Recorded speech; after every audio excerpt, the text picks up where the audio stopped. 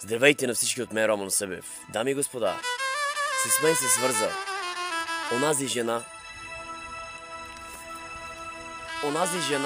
която е родила, жената, която е кърмила, онази жена, дами и господа, която по цели дни, по цели нощи не е спала, жената, която се е събуждала заедно с плача на нейният прекрасен син Мирослав.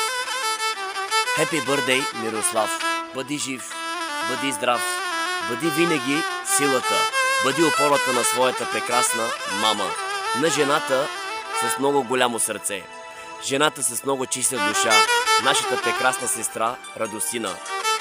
Скъпа Радостина, аз, Роман Събев, желая на твоят прекрасен Мирослав много здраве, много щастие, много късмет.